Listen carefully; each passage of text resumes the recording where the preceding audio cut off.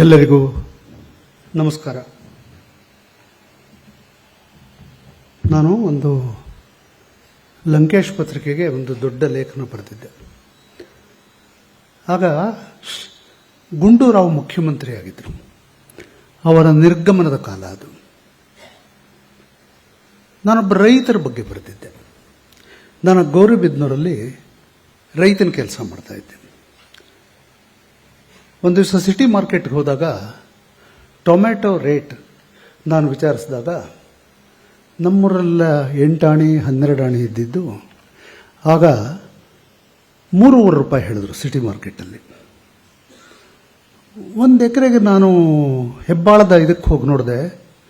1 ಎಕರೆಗೆ 25,000 kg ಬರುತ್ತೆ ಚೆನ್ನಾಗಿ ಮಾಡಿದ್ರೆ ಅಂತ ಇತ್ತು. ನಾನು ಹೊಸ ರೈತ, ಅದನ್ನು ಸೀರಿಯಸ್ ಆಗಿ ತಗೊಂಡು 4 ಎಕರೆಗೆ ಎಷ್ಟು ಬೇಕೋ 4 ಎಕರೆನ ಸಿದ್ಧ ಮಾಡಿಸಿದೆ. ಉತ್ತು, ಅದಕ್ಕೆ ಗೊಬ್ಬರ ಹಾಕಿ ಕೆರೆಯಿಂದ ಮಣ್ಣು ಹೊಡಿಸಿ ಎಲ್ಲ ಮಾಡಿ 4 ಎಕರೆಗೆ ಇದು ಮಾಡಿಸಿದೆ. ನನ್ನ ಅಂದಾಜು ಸುಮಾರು 5.5 ಲಕ್ಷ ಬರಬಹುದಾಗಿತ್ತು, ಎಲ್ಲ ಖರ್ಚುಗಳು ಕಳೆದು. ನನಗೆ ಸಾಲ ಇದ್ದಿದ್ದು 5.25 ಲಕ್ಷ. ಹೀಗಾಗಿ ಇದಿಷ್ಟನ್ನು ಬೆಳೆದರೆ ನನ್ನ ಸಾಲ ಎಲ್ಲ ತೀರಬಹುದು ಅಂತ ಹೇಳಿ ನಾನು ಅಷ್ಟನ್ನು ರೆಡಿ ಮಾಡಿಸಿ ಒಟ್ಲು ಬಿಡೋದು ಅಂತಾರೆ. ಒಟ್ಲು ಬಿಡೋದು ಅಂದರೆ ಸಸಿಗಳು ಬಿಡೋದು. ಆ ಸಸಿಗಳನ್ನೆಲ್ಲ ಬಿಟ್ಟು ಅದನ್ನು ಹಾಕಿಸಿ 3 ತಿಂಗಳ ಬೆಲೆ. 3 ತಿಂಗಳಿಗೆ ಅದು ಬಂತು. ಅದಕ್ಕೆ ಎಷ್ಟು ಆರೈಕೆ ಮಾಡಿದೆ ಅಂದರೆ ಅವರು ಹೇಳಿದ್ದಕ್ಕಿಂತ ಹೆಚ್ಚಾಗಿ ಬಂತು. ಟೊಮೆಟೊ ಹೇಳಿದ್ದಕ್ಕಿಂತ ಹೆಚ್ಚಾಗಿ ಬಂದಾಗ ಸಿಟಿ ಮಾರ್ಕೆಟಲ್ಲಿ 3.5 ರೂಪಾಯಿ ಇದ್ದಿದ್ದ KG ಇದ್ದಕ್ಕಿದ್ದಾಗ ಇಳೀತಾ ಇಳೀತಾ ಇಳೀತಾ ಇಳೀತಾ 5 ಪೈಸೆಗೆ ಇಳಿದೋಯ್ತು. 5 ಪೈಸೆಗೆ ಇಳಿದಾಗ ನಾನು ಹಿಂದೂಪುರಕ್ಕೆ ಕಳಿಸ್ತಾ ಇದ್ದೆ. ಲಾರಿ ಬರೋದೆ, ಗಾಡಿಗಳು ಲಾರಿಗಳು ಹೀಗೆ ಬರೋದು. ಅದಕ್ಕೆಲ್ಲ ಖರ್ಚು ಮಾಡಿಕೊಂಡು ಹಿಂದೂಪುರ, ತುಮಕೂರು, ಬೆಂಗಳೂರು, ಕಲಾಸಿಪಾಳ್ಯ ಇಲ್ಲೆಲ್ಲ ಕಳಿಸ್ತಾ ಇದ್ದೆ. ಕಡೆ ಇದು ನನಗೆ ಬಂದಿದ್ದು ಸಿಟಿ ಮಾರ್ಕೆಟಲ್ಲಿ ನನ್ನ ತೆಲುಗಲ್ಲಿ ನಮ್ಮೂರಿನವರು ನನ್ನ ಅಂಗಡಿಗೆ ಹಾಕಿ ಸ್ವಾಮಿ ನಾನು ಇದು ಕಳಿಸ್ತೀನಿ ಅಂತ. ಅವ್ರು ಕಳಿಸಿದ್ದು ಕಡೇ ಕಂತು 230 ರೂಪಾಯಿ. ನನಗೆ ಅದಕ್ಕೆ ಸಾಗಾಣಿಕೆ ಖರ್ಚಾಗಿದ್ದು 430 ರೂಪಾಯಿ. ಇದನ್ನೆಲ್ಲ ಸೇರಿಸಿ ಒಂದು ಇದನ್ನು ಬರೆದು, ಅದು ವಿನೋದವಾಗಿತ್ತು ಭಯಂಕರವಾಗಿತ್ತು ನನಗೆ ಗೊತ್ತಿಲ್ಲ. ನಾನು ಅದನ್ನು ಒಂದು ದೊಡ್ಡ ಆರ್ಟಿಕಲ್ ಬರೆದೆ. ನಾನೊಬ್ಬ ರೈತ, ಇನ್ನೆಷ್ಟು ದಿನ ಹೇಳಬಲ್ಲಿರಾ ಅಂತ ಒಂದನ್ನು ಬರೆದೆ. ಆವಾಗ ಗುಂಡೂರಾಯರು ಇಳಿಯೋ ಕಾಲ ಅಂತ ಹೇಳ್ತಾ ಇದ್ದೆ. ತುಂಬ ಒಳ್ಳೆಯ ಲೇಖನಗಳನ್ನ ಗುಂಡೂರಾಯರನ್ನ ಇಳಿಸಬೇಕು ಅನ್ನೋದಂತ ಒಂದು ಇದಿತ್ತು, ಮೂಮೆಂಟ್ ಇತ್ತು. ಕಡೆಗೆ ಗುಂಡೂರಾಯರ ಸರ್ಕಾರ ಹೋಗಿದ್ದೆ ಅದರಿಂದ ಅಂತ ಅನೇಕ ರಾಜಕಾರಣಿಗಳು ಲಂಕೇಶ್ ಪತ್ರಿಕೆಯಿಂದ ಅಂತ ಅನೇಕರು ಹೇಳಿದರು. ಅವರು ಹೋಗಿ ಬೇರೆ ಇದು ಬಂತು, ಕಾಂಗ್ರೆಸ್ನ ಸರ್ಕಾರ ಹೋಗಿ ಬೇರೆ ಜನತಾದಳದ ಸರ್ಕಾರ ಬಂತು ಅಂತ. ಆ ಥರದ್ದಿದ್ದಾಗ ರವೀಂದ್ರ ರೇಷ್ಮೆ ಮುಂತಾದವರೆಲ್ಲ ದೊಡ್ಡ ದೊಡ್ಡ ಆರ್ಟಿಕಲ್ಗಳು ಬರೆದಿದ್ರು. ಅವತ್ತು ನಾನು ಕಳಿಸಿದ ದಿವಸ ಮೇಷ್ಟ್ರು ಓದಿದ್ದಾರೆ. ಪ್ರತಿ ದಿವಸ ಸಂಜೆ ಅದಕ್ಕೆ ಅದು ದೊಡ್ಡ ಆರ್ಟಿಕಲ್ ನಾನು ಬರೆದಿದ್ದು. ಒಂದು ಮೀಟಿಂಗ್ ಅವರು ಮಾಡಿದಾಗ ನಾನು ಕರೆದಿದ್ರು, ಹೋಗಿದ್ದೆ. ಇದಕ್ಕೆ ಯಾಕೆ ಸೆಂಟರ್ ಪೇಜ್ಗೆ ಹಾಕೋಣ ಅಂತ ಇದು ಎಲ್ಲಾದರೂ ಹಾಕೋಣ ಅಂತ. ಇದಕ್ಕೆ ಇಷ್ಟೊಂದು ಜಾಗ ಕೊಡೋದು ವೇಸ್ಟ್ ಆಗುತ್ತೆ. ಈಗ ಇನ್ನೇನು ಗುಂಡೂರಾಯರು ಇಳಿಯೋ ಟೈಮ್ ಇದು.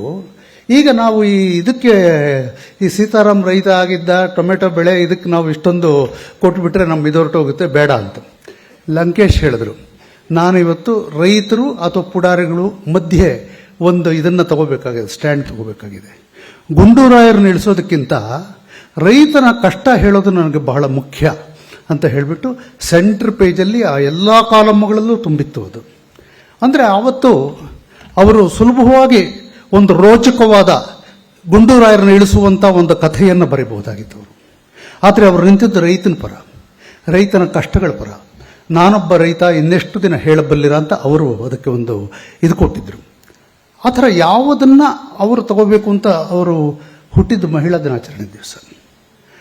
ಅದಕ್ಕೆ ಸರಿಯಾಗೇನೆ ಆಗಲೇ ನಮ್ಮ ಆಶಾದೇವರು ಹೇಳಿದಾಗೆ ವೈದೇಹಿ, BT ಲಲಿತಾ ನಾಯಕ್, ಸಾರಾ ಅಬೂಬಕರ್, ಬಾನು ಮಷ್ತಾಕ್ ಇವರೆಲ್ಲರನ್ನೂ ಅಲ್ಲಿಗೆ ಒಂದು ವ್ಯಕ್ತಿತ್ವ ಕೊಟ್ಟು ಕರ್ಕೊಂಡ್ಬಂದು ಅವರಿಗೆ ಒಂದು ಪಾಲಿಷ್ ಮಾಡಿ ಅವರೊಂದು ದೊಡ್ಡ ಇದು ಅನ್ನೋ ಥರದ ಎಲ್ಲರ ಮನಸ್ಸಿನಲ್ಲಿ ನಿಲ್ಲೋ ಹಾಗೆ ಮಾಡ್ತಾಯಿದ್ರು. ಹೆಣ್ಣು ಮಕ್ಕಳ ಒಂದು ಎಂಪವರ್ಮೆಂಟ್ ಅನ್ನೋದನ್ನು ಅವ್ರು ಮಾಡ್ತಾಯಿದ್ರು.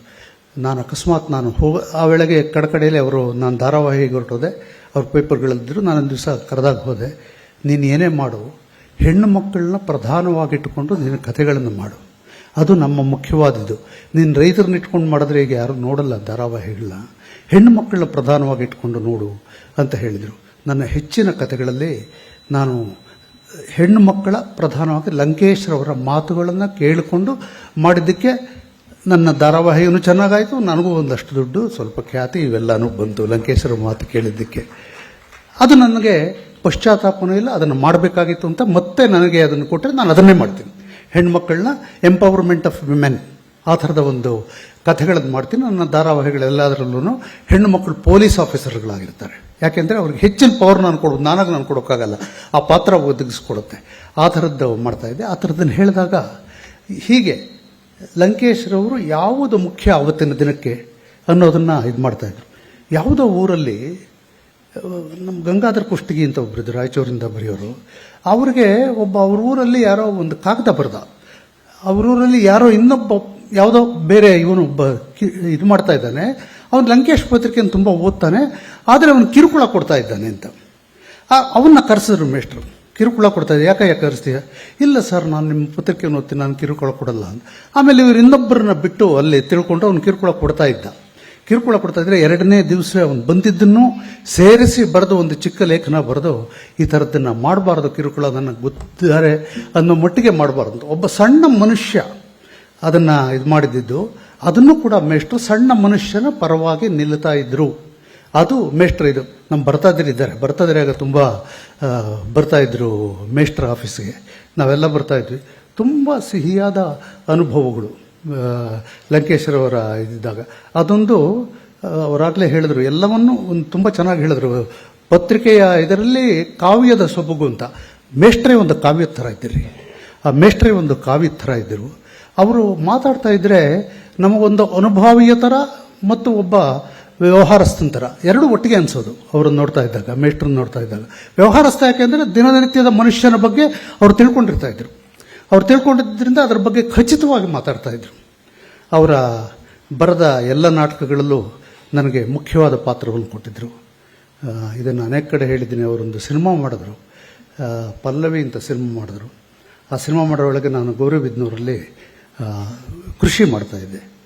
ಕೃಷ್ಣಪ್ಪ ಅಂತ ಇದ್ದಾರೆ ನಮ್ಮ ಅವನು ಕೃಷ್ಣಪ್ಪ ನಮ್ಮ ಸ್ನೇಹಿತ ಲಂಕೇಶ್ವರ ಮನೆಗೆ ಬರೋನು. ಲಂಕೇಶ್ವರ ಮನೆಗೆ ಕಟ್ಕೊಟ್ಟಿದ್ದು ಆ ಕೃಷ್ಣಪ್ಪನೇ. ನಾನು ಇದ್ದಕ್ಕಿದ್ದಾಗೆ ಲಂಕೇಶ್ವರಿಗೆ ಸಿನಿಮಾ ತೆಗಿಬೇಕು ಅನ್ನಿಸ್ಬಿಟ್ಟಿದೆ. ಸಿನಿಮಾ ತೆಗಿಬೇಕು ಅನ್ನಿಸ್ದಾಗ ಲಂಕೇಶ್ವರ ಏನು ಮಾಡಿದ್ರು, ಶಿವಮೊಗ್ಗದಲ್ಲಿ ಅವ್ರಿಗೊಂದು ಮನೆ ಇತ್ತು. ಆ ಮನೇನ ಮಾರ್ಕೊಂಡು ಬಂದುಬಿಟ್ರು ಒಂದು ದಿವಸಕ್ಕೆ. ಬೆಳಗ್ಗೆ ಹೋಗಿ ಸಾಯಂಕಾಲದೊಳಗೆ ಮಾರ್ಕೊಂಡು ಅದೆಷ್ಟೋ ಕಮ್ಮಿ ದುಡ್ಡಿಗೆ ಬಂದುಬಿಟ್ರು. ಅದೆಷ್ಟೋ 1 ಲಕ್ಷ ಚಿಲ್ಲರೆ. ಅದು ಆ 1 ಲಕ್ಷ ಚಿಲ್ಲರೆಗೆ ಸಿನಿಮಾ ಮಾಡಬೇಕು ಅಂತ ತೀರ್ಮಾನ ಮಾಡಿಬಿಟ್ರು. ಸಿನಿಮಾ ಮಾಡಬೇಕು ಅಂತ ತೀರ್ಮಾನ ಮಾಡಿದಾಗ ಕೃಷ್ಣಪ್ಪನ ಕೈಯಲ್ಲಿ ಹೇಳಿ ಕಳಿಸಿದ್ರು ನನಗೆ. ನಾನು ಗೌರಿಬಿದನೂರಲ್ಲಿದ್ದೆ. ಗೌರಿಬಿದನೂರಲ್ಲಿದ್ದಾಗ ಬರ್ಬೇಕಂತ ಮೇಷ್ಟ್ರು ಸಿನಿಮಾ ಮಾಡ್ತಾರಂತೆ ಅಂದ. ನಾನೇನೋ ನಿರ್ದೇಶನದಲ್ಲೋ ಅಲ್ಲೋ ಇಲ್ಲೋ ನನ್ನ ಕರಿಬೋದು ಮೇಷ್ಟ್ರು ಅಂತ ಅಂದ್ಬಿಟ್ಟು 2ನೇ ದಿವಸನೇ ಹೋದೆ. ಮೇಷ್ಟ್ರಿಗೆ ಏನ್ರಿ ಬನ್ನಿರಿ ಇಲ್ಲಿ ಅಂತಂದರು. ಸರ್ ಏನು ಸರ್ ಸಿನಿಮಾ ಮಾಡ್ತೀನಿ? ಏನು ಸರ್ ನಾನು ಸ್ವಲ್ಪ ಬರಿಬೇಕಾ, ಸ್ಕ್ರಿಪ್ಟ್ಗೆ ಏನಾದರೂ ಸಹಾಯ ಮಾಡಬೇಕಾ, ಇದು ಮಾಡಬೇಕಾ ಅಂತ. ಅಲ್ರಿ ನೀವು ನನ್ನ ಸಿನಿಮಾದಲ್ಲಿ ಹೀರೋ ಮಾಡಬೇಕು ಅಂದರು. ಯಾಕೆ ಸರ್ ಹಿಂಗಂತೀರಾ? ಈಗೆಲ್ಲ ಚಾಕ್ಲೇಟ್ ಹೀರೋಗಳು ಬೇಕಾದಷ್ಟು ಜನ ಇದ್ದಾರೆ. ನಾನು ಸೊಟ್ಟಗೆ ನಡೀತೀನಿ, ಬದುಗಳ ಮೇಲೆ ನಡೆದು ನನಗೆ ಸೊಟ್ಟಗೆ ಇನ್ನೂ ನಡೆಯೋದು ಹೋಗಿಲ್ಲ. ಆಮೇಲೆ ನನಗೆ ಇಂಗ್ಲೀಷ್ ಚೆನ್ನಾಗಿ ಬರಲ್ಲ. ಆ ಥರದ ವಾತಾವರಣ ಇದ್ದರೆ ನನಗೆ ಬೆವರು ಬಂದುಬಿಡುತ್ತೆ. ನನಗೆ ಆ ಥರದ್ದು ಆಗೋದಿಲ್ಲ, ನನಗೆ ಆಗಲ್ಲ ಸರ್. ನಾನು ನೀವು ಇದನ್ನೇ ಅದು ದೊಡ್ಡ ಹೀರೋನ ಹಾಕ್ಕೊಂಡಿದ್ದೆ ರೀ. ಸೊಟ್ಟಗೆ ನಡೆಯೋನೇ ನನ್ನ ಹೀರೋ, ಇಂಗ್ಲೀಷ್ ಬರದೇ ಇರೋನೇ ನನ್ನ ಹೀರೋ, ಇವತ್ತಿನ ಸೊಫಿಸ್ಟಿಕೇಟೆಡ್ ಸಮಾಜದಲ್ಲಿ ಸರಿಯಾಗಿ ನಡ್ಕೊಳ್ದೇ ಇರೋನೇ ನನ್ನ ಹೀರೋ. ನೀವೇ ಮಾಡ್ಬೇಕ್ರಿ, ನೀವೇ ಮಾಡಬೇಕು ಅಂತ ಎಲ್ಲ ಹೇಳಿಬಿಟ್ಟು, ಆದರೆ ಹೇಳ್ತೀನಿ ಬಟ್ಟೆ ಬದಲಾಯಿಸ್ಕೊಡ್ದು, ಒಂದೇ ಬಟ್ಟೆಲ್ಲೇ ಇರಬೇಕು ಫುಲ್ ಎಲ್ಲ ಇದರಲ್ಲಿ ರೆಡಿ ಸಿನಿಮಾದಲ್ಲಿ ಅಂತಂದ್ರೆ. ಅದೇ ರೀತಿ ಒಂದೇ ಬಟ್ಟೆಲ್ಲೇ ಇದ್ದು ಆ ಸಿನಿಮಾದಲ್ಲಿ ಮಾಡಿದೆ. ಅದಕ್ಕೆ ರಾಷ್ಟ್ರ ಪ್ರಶಸ್ತಿ ಕೂಡ ಬಂತು. ನನ್ನನ್ನು ಇಂದಿರಮ್ಮನವರು ಅವರೆಲ್ಲ ಇದಕ್ಕೆ ಕರ್ಕೊಂಡೋಗಿದ್ರು, ಡೆಲ್ಲಿಗೆ ಕರ್ಕೊಂಡೋಗಿದ್ರಿ. ಡೆಲ್ಲಿಗೆ ಕರ್ಕೊಂಡೋಗಿ ಅಲ್ಲಿ ತುಂಬ ಚೆನ್ನಾಗಿತ್ತು. ಆವತ್ತಿನ ದಿನದ ಲಂಕೇಶ್ ಮೇಷ್ಟ್ರ ಜೊತೆಯಲ್ಲಿ ಇರೋದು ಅಂದರೆ ಏನನ್ನೂ ಕಲಿತಾ ಇದ್ವಿ. ಅಗಾಧವಾದ ಹಾಸ್ಯ ಪ್ರಜ್ಞೆ ಬೇರೆ ಅವರಿಗೆ. ಇಲ್ಲೆಲ್ಲ ಹೇಳಿದ್ರು ಭಾಳ ಸೀರಿಯಸ್ ಅನ್ನೋ ಥರ ಹೇಳಿದ್ರು. ಅವ್ರಿಗಿದ್ದಷ್ಟು ಹಾಸ್ಯ ಪ್ರಜ್ಞೆ ಯಾರಿಗೂ ಇರಲಿಲ್ಲ ರೀ. ಪ್ರತಿಯೊಂದನ್ನು ತಮಾಷೆ, ವ್ಯಂಗ್ಯ, ಸಿಟ್ಟು, ಕಾವ್ಯ ಇವೆಲ್ಲ ಸೇರಿರ್ತಾ ಇತ್ತು ಅವರ ಇದರಲ್ಲಿ. ಇದೆಲ್ಲ ಇದ್ದು ಒಂದು ಪತ್ರಿಕೆಯನ್ನು ಅವರು ಮಾಡ್ತಾ ಇದ್ರು. ಇಲ್ಲಿ ಈ ಕವಿತಾ ಲಂಕೇಶ್ ಮೊದಲು ನನ್ನ ಕರೆದಾಗ ಇದೊಂದು ಹೊರಡಿಸ್ಬಿಟ್ಟಿದ್ರು, ಎನ್ ಸೀತಾರಾಮರವರು ಅಧ್ಯಕ್ಷತೆ ಅಂತ. ಮುಖ್ಯಮಂತ್ರಿಗಳಿದ್ದಾರೆ, ನನ್ನ ಯಾಕಮ್ಮ ಅಧ್ಯಕ್ಷರು ಮಾಡಿದೆ, ನನ್ನ ಅಧ್ಯಕ್ಷ ಮಾಡಬಾರ್ದು ಅಂತ ಕವಿತಾಗೆ ಹೇಳಿದೆ. ಇಲ್ಲ ಅಲ್ಲೆಲ್ಲ ಜಾಸ್ತಿ ವಯಸ್ಸು ನಿಮಗೆ ಆಗಿರೋದು, ನೀವೇ ಅಧ್ಯಕ್ಷ ಆಗಿರಬೇಕು ಅಂತ ಕವಿತಾ ಹೇಳಿದ್ಲು. ಮೇಷ್ಟ್ರು ಬಿರುಕು ಅಂತ ನಾಟಕ ಮಾಡಿದ್ರು. ಆ ಬಿರುಕು ತುಂಬ ಸರ್ತಿ ಪ್ರದರ್ಶನ ಆಯಿತು. ಆ ಟೈಮಲ್ಲಿ ರಾಮ್ಕುಮಾರ್ ಸ್ವಾಮಿ ಅಂತ ಒಬ್ಬರು, ಅವ್ರ ಹೆಸರು ಹೊತ್ಕೊಂಡಿದ್ದೀನಿ. ಅವರು ಯಾವಾಗಲೂ ಕಲಾಕ್ಷೇತ್ರಕ್ಕೆ ಬರೋದು, ಅಲ್ಲಿ ನೋಡೋದು ಇಲ್ಲಿ ನೋಡೋದು, ಸೂಟ್ ಹಾಕೊಂಡ್ಬರ್ತಾಯಿದ್ರು ಯಾವಾಗಲೂ. ಅವ್ರದ್ದೇನೆಂದರೆ ಎಲ್ಲರಿಗೂ ಈ ಚಿಕ್ಕಪುಟ್ಟ ಸಂಸ್ಥೆಗಳಿರುತ್ತಲ್ಲ, ಹುಡುಗರು ಮಾಡ್ಕೊಂಡಿದ್ದು, ಅದಕ್ಕೆ ದುಡ್ಡು ಕೊಡ್ತಾಯಿದ್ರು, ನೀವು ಸಂಸ್ಥೆ ಮಾಡೋಗಿ ಅಂತ. ಅವರು ದುಡ್ಡು ಕೊಡ್ತಾ ಇದ್ರಲ್ಲ ಅಂತ ಅವ್ರನ್ನ ಅಧ್ಯಕ್ಷರಾಗಿ ಮಾಡ್ತಾಯಿದ್ರು. ಅವರೆಲ್ಲದರಲ್ಲೂ ಹೆಚ್ಚಿನಾಗಿ ಅಧ್ಯಕ್ಷರಾಗಿ ಹೋಗ್ತಾಯಿದ್ರು. ಈ ಬಿರುಕು ಆಗ್ತಾ ಇತ್ತಲ್ಲ, ಇವ್ರು ಯಾವಾಗಲೂ ಕಲಾಕ್ಷೇತ್ರದಲ್ಲಿ, ನಾನು ಮೇಷ್ಟ್ರು ಒಂದು ದಿವಸ ಕಲಾಕ್ಷೇತ್ರಕ್ಕೂ ಅಲ್ಲಿ ನಿಂತಿದ್ರು. ಆ ವೇಳೆಗಾಗಲೇ 3-4 ಪ್ರದರ್ಶನ ಆಗಿತ್ತು ಬಿರುಕುದು. ಅವ್ರು ನಿಂತಿದ್ದಾಗ ರಾಮಸ್ವಾಮಿ ಕುಮಾರ್ ಅವ್ರನ್ನ, ನೀವು ಬಿರುಕು ನೋಡಿದ್ದೀರಾ ಅಂತ ಕೇಳಿದ್ರು. ನೋಡಿದ್ದೀನಿ, ಆದರೆ ನನ್ನ ಅಧ್ಯಕ್ಷತೆಯಲ್ಲಿ ನೋಡಿಲ್ಲ ಅದನ್ನು ಅಂತ ಅವರು ಹೇಳಿದ್ರು. ಆ ಥರ ಏನ್ರಿ ಇವರು, ನನ್ನ ಅಧ್ಯಕ್ಷತೆಯಲ್ಲಿ ನಿಮ್ಮ ಅಧ್ಯಕ್ಷತೆಯಲ್ಲಿ ನೋಡುವಾಗ ಬೇರೆ ಥರ ಕಾಣಿಸುತ್ತೇನ್ರಿ ಅಂತಂದರು. ಇಲ್ಲ, ಮಧ್ಯದಲ್ಲಿ ನನ್ನ ಕೈ ಮುಗಿತಾರಲ್ಲ ಅವರು, ಅದರಿಂದ ಬೇರೆ ಥರ ಕಾಣುತ್ತೆ ಅಂದರು ರಾಮಸ್ವಾಮಿ ಕುಮಾರ್ ಅವರು. ಈ ಥರದ ಅದಕ್ಕೆ ಎಷ್ಟು ನಕ್ಕಿದ್ದೀವಿ ನಾವು ಅಂದರೆ, ಲಂಕೇಶ್ ಆ ತಮಾಷೆಗಳು, ಇದು ನಾನು ಪ್ರಪ್ರಥಮವಾಗಿ ಲಂಕೇಶ್ ಅವ್ರನ್ನ ಬಗ್ಗೆ ಕೇಳಿದ್ದು ಕವಂ ರಾಜಗೋಪಾಲ್ ಒಂದು ದೀಪಾವಳಿ ಸಂಚಿಕೆಯಲ್ಲಿ ನನ್ನ ತಂಗಿಗೊಂದು ಗಂಡು ಕೊಡಿ, ಆಗ 74ರಲ್ಲಿ ಫಸ್ಟ್ ನಾಟಕ ಬಂದೆ. ಅವರು 70ರಲ್ಲಿ ಬರೆದ್ರು, 74ರಲ್ಲಿ ಹೊಸ ಬಗೆಯ ನಾಟಕಗಳು ಅಂತ ಅದನ್ನು ಬರೆದಿದ್ರು. ಅದನ್ನು ಬರೆದಾಗ ನನಗೆ ಎಷ್ಟು ಇಂಪ್ರೆಸ್ ಆಗೋಯ್ತು ಅಂದರೆ, ಕವಂ ರಾಜಗೋಪಾಲ್ ಅವ್ರನ್ನ ನೋಡಿರಲಿಲ್ಲ, ನೋಡಿಬಿಟ್ಟು ಲಂಕೇಶ್ ಅವ್ರ ವಿಳಾಸ ಕೊಡಿ, ನಾನು ನಾಟಕ ಮಾಡಬೇಕು ಅಂತ ಲಂಕೇಶ್ ಅವ್ರ ವಿಳಾಸ ತಗೊಂಡು ಸಾಹಿತ್ಯ ಪರಿಷತ್ತಲ್ಲಿ ಆ ನಾಟಕ ಮಾಡಿದ್ವಿ. ಇಂದ್ರಮ್ಮನವ್ರು ಬಂದಿದ್ದರು, ಗೌರಿ ಬಂದಿದ್ದಕ್ಕೆ, ತುಂಬ ಚಿಕ್ಕ ಹುಡುಗಿರು. ಅಲ್ಲಿ ಈ ನನ್ನ ತಂಗಿಗೊಂದು ಗಂಡು ಕೊಡಿ, ಇದನ್ನೆಲ್ಲ ಆ ನಾಟಕಗಳನ್ನು ಆಗ ನಾವು ಮಾಡಿದ್ವಿ. ಲಂಕೇಶ್ ಅವರ ಇದನ್ನು, ಆ ನಾಟಕಗಳನ್ನು ಹಾಗೆ ಮಾಡಿ ಅವರಿದರಲ್ಲೇ ಅದಾದ ಮೇಲೆ ಎಲ್ಲ ನಾಟಕಗಳಲ್ಲೂ ನನಗೆ ಪ್ರಮುಖವಾದ ಪಾತ್ರ ಕೊಟ್ಟಿದ್ದರಿಂದ, ನಾನು ಅವರಿಗೆ ಪಾತ್ರ ಕೊಟ್ಟಿದ್ದರಿಂದ ಹೆಚ್ಚು ಕೃತಜ್ಞನಾಗಿದ್ದೇನೆ. ಮತ್ತು ಅವರ ಕನ್ನಡಕ್ಕಾಗಿ ಮಾಡಿದ್ದಕ್ಕೆ ನಾನು ತುಂಬ ಹೆಚ್ಚಿನ ಇದನ್ನು ಸೇರಿಸ್ತೇನೆ. ಆಗ ಕವಂ ರಾಜಗೋಪಾಲ್ ಹೀಗೆ ಬರೆದ್ರಲ್ಲ, ಅದಕ್ಕೆ ನೆಕ್ಸ್ಟ್ ಸಂಚಿಕೆಯಲ್ಲಿ ಮೇಷ್ಟ್ರೊಂದು ಇದು ಬರೆದರು, ಕವಂ ರಾಜಗೋಪಾಲ ನವ್ಯ ಕಾವ್ಯದ ಬಾಲಕ್ಕೆ ಅರ್ಥ ಹಚ್ಚುವುದು ವ್ಯರ್ಥ ಅಂತ ಒಂದು ಬರೆದಿದ್ರು. ಆಮೇಲೆ ನನಗೆ ಅವರಿಬ್ರು ಭಾಳ ಸ್ನೇಹಿತರು, ಏನೋ ನನ್ನ ಬಗ್ಗೆ ಹೀಗೆ ಬರೆದಿದ್ದು ನೋಡಿದಿ ಅಂತ, ಕರೆಕ್ಟಾಗಿ ಬರೆದಿದ್ದೀಯ ಬಿಡು ಅಂತ. ಅವರು ಭಾಳ ಸಂತೋಷವಾಗಿ ರೈಟಾಗಿ ತಗೊಂಡ್ರು. ಮೇಷ್ಟ್ರಿದ್ದ ವಾತಾವರಣ, ಇಡೀ ವಾತಾವರಣ ಆ ಥರ ಇರ್ತಾಯಿತ್ತು. ನಿಮ್ಮನ್ನು ತಮಾಷೆಯಾಗಿಡಿಸ್ತಾ ಇದ್ರು, ನಿಮ್ಮನ್ನು ನೋಯಿಸ್ತಾ ಇರಲಿಲ್ಲ, ವ್ಯಂಗ್ಯದಲ್ಲಿ ಮಾತಾಡ್ತಾ ಇದ್ರು, ಚುಚ್ಚುತ್ತಾ ಇದ್ರು. ನಿಮ್ಮನ್ನೇ ಇದು ಮಾಡಿಕೊಂಡು, ನಾನು ತಪ್ಪು ಮಾಡಿಬಿಟ್ಟೆ ಕಣ, ಕ್ಷಮಿಸು, ಹಾಗಲ್ಲ, ಆದರೆ ನೀನು ಹೀಗೆ ತಿದ್ದುಕೋಬೇಕು ಅಂತ ಹೇಳ್ತಾ ಇದ್ರು. ಹಾಗೆ ಒಂದು ಇದಕ್ಕೆ ಇಳಿದ್ಬಿಟ್ಟು ಮನುಷ್ಯನ ಅಂತರಂಗದ ಒಳಕ್ಕೆ ಸೇರ್ಕೊಂಡು ಬಿಟ್ಟವರು ಅವನ್ನ ಸರಿ ಮಾಡೋದು, ಇದನ್ನೆಲ್ಲ ಮಾಡ್ತಾ ಇದ್ರು. ಹಾಗೆ ರಾಜಕೀಯ ವ್ಯವಸ್ಥೆಯನ್ನು ಮಾಡಿದ್ರು. ಆಮೇಲೆ ಯಾರಾದರೂ ಏನಾದರೂ ಒಂದು ಇದು ಮಾಡಿದ್ರೆ ನಾನು ಸರಿ ಇದ್ದೀನ ಅನ್ನೋ ಒಂದು ರೆಫರೆನ್ಸ್ ಪಾಯಿಂಟ್ ಆಗಿರ್ತಾ ಇದ್ರು. ಲಂಕೇಶ್ ಪತ್ರಿಕೆ ಅವಾಗೊಂದು ಸರ್ತಿ ಜಾಲಪ್ನವ್ರ ಮನೆಗೆ ಹೋಗಿದ್ದೆ ನಾನು. ಡಿ ಬಿ ಚಂದ್ರೇಗೌಡ ಇದ್ರು, TN ಸೀತಾರಾಮಪುರ ಲಂಕೇಶ್ ಅಂತ ಜಾಲಪ್ನವರು ಅವ್ರಿಗೆ ಹೇಳಿದ್ರು.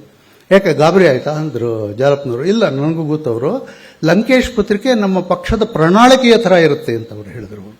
ಯಾರು, ಚಂದ್ರೇಗೌಡರು, ಆಗ ಡಿ ಬಿ ಚಂದ್ರೇಗೌಡರು. ಆ ಥರದ ಒಂದು ಗಾಢವಾದ ಪ್ರಭಾವ, ಒಂದು ಗುರುತ್ವವನ್ನು ಎಲ್ಲರಲ್ಲೂ ಹುಟ್ಟಿಸಿದ್ದಂಥ ಮೇಷ್ಟ್ರು ಅವಾಗಲೇ ಅವರು ಹೇಳಿದರು, ಮೇಷ್ಟ್ರು ಬರ್ತಾರೆ ಅಂದರೆ ಹೆದರ್ಕೊಳ್ತಾ ಇದ್ರು.